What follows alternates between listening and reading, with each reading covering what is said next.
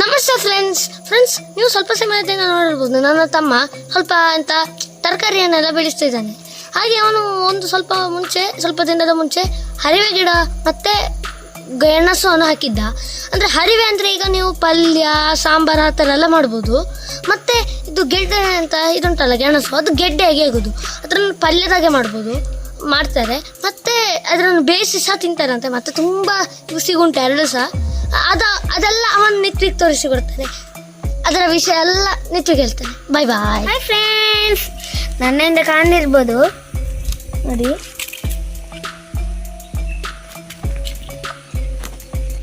Friends, ಹೀಗೆ ಹರಿವೆ ಮತ್ತು ಗೆಣಸು ನೆಟ್ಟಿದ್ದೀವಿ ನೋಡಿ.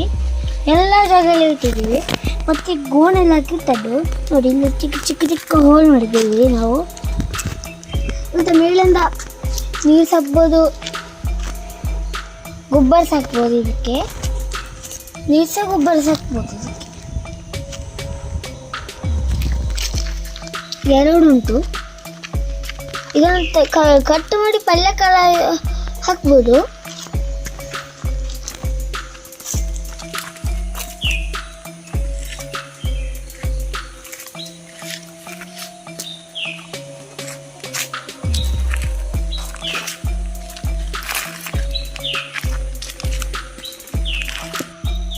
ಮತ್ತು ಇದು ಬೆಳೆದ ಮೇಲೆ ಇದನ್ನು ಗೋಣೆಲ್ಲ ಕಟ್ ಮಾಡಿ ಮತ್ತೆ ಅದರ ಗೆಣಸೆಲ್ಲ ಸಿಗ್ತದೆ ನಮಗೆ. ಹರಿವೆ ಬೆಳೆದು ಮಾಡಿದ್ಮೇಲೆ ಇದನ್ನು ಕಟ್ ಮಾಡಿ ಪಲ್ಯ ಎಲ್ಲ ಮಾಡ್ಬೋದು.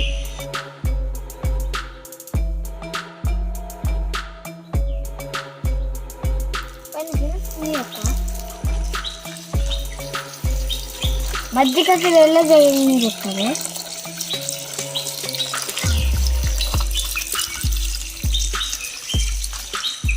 ಮತ್ತೆ ಕೆಳಗೆ ಹೋಗ್ತದೆ ಅದು.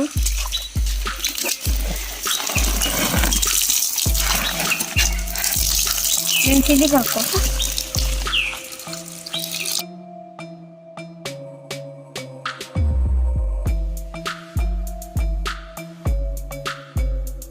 ಫ್ರೆಂಡ್ಸ್, ನಾವು ಅವತ್ತು ನಟ್ಟ ಹರಿವೆ ಮತ್ತೆ ಗೆಣಸಿನ ಗಿಡ ಹೇಗೆ ಆಗಿದೆ ಅಂತ ನೋಡುವ ಬನ್ನಿ.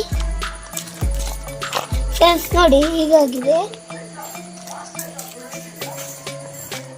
ಚಂದ ಬೆಳೆದಿವಲ್ಲ, ಚಂದ ಬೆಳೆ ಲೈಕ್ ಮಾಡಿ, ಶೇರ್ ಮಾಡಿ. ನಿಮಗೆ ಗೊತ್ತೇ ಇರ್ಬೋದು ಹರಿವೆ ಮತ್ತು ಗೆಣಸಿದು. ಫ್ರೆಂಡ್ಸ್, 1.5 ತಿಂಗಳು ನಾವು ಹೇಳಾಯ್ತು ಇದಕ್ಕೆ. ಫ್ರೆಂಡ್ಸ್, ನಾವಿಲ್ಲಿ ಕಟ್ ಮಾಡಿದ್ದೀವಿ. ಇದನ್ನು ಪದಾರ್ಥ ಮಾಡಿ ಇದು ನೆಟ್ಟಿದೆ. ಇದನ್ನು ಕಟ್ ಮಾಡಿ ಪದಾರ್ಥ ಮಾಡ್ತೀವಿ ನೋಡಿ. ಫ್ರೆಂಡ್ಸ್, ಇದು ಬೆಳೆದಿದೆ ನೋಡಿ.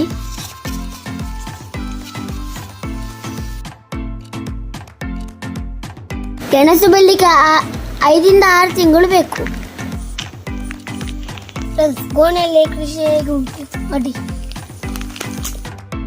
ಫ್ರೆಂಡ್ಸ್ ನೋಡಿ, ಗೆಣಸಿನ ಬಳ್ಳಿ ಒಂದಿದೆ, ಅದರೊಳಗೆ ಗೆಣಸು ಇರ್ಬೋದು. ಅದನ್ನು ಇನ್ನೂ ಸಹ ತುಂಬ ದಿನ ಬಿಡುವ. ಗೆಣಸಲ್ಲಿ ಪೋಡಿ ಸಾಂಬಾರ್ ಪದಾರ್ಥ ಎಲ್ಲ ಮಾಡ್ಬೋದು. ಫ್ರೆಂಡ್ಸ್, ನೀವು ಪೇಟೆ ಮನೆಯಲ್ಲಿ ಇದ್ದರೆ ಟ್ಯಾರಸಲ್ಲಿ ಹೀಗೆ ಗೋಣೆಯಲ್ಲಿ ತರಕಾರಿ ಬೆಳೆಸ್ಬೋದು.